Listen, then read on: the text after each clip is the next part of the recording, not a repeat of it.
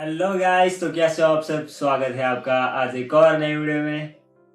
तो आज के वीडियो में हम ऑयल पेस्टल से तीन अलग अलग कलर से तीन अलग एक ही पेज में अलग ड्राइंग करके दिखाने वाला हूँ।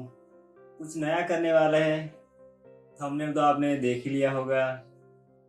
जिस तरह का थंबनेल आपने देखा है उसी तरह का आज कुछ नया करने वाले हैं हम।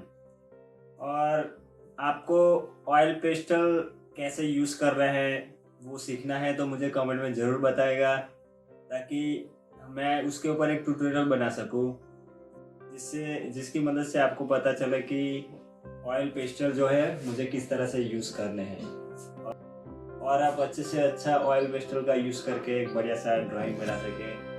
तो आप कमेंट में मुझे ज़रूर बताइएगा कि आपको ऑयल पेस्टल के ऊपर ट्यूटोरियल चाहिए कि नहीं चाहिए। तो चलिए शुरू करते हैं आज का ये मज़ेदार सा वीडियो।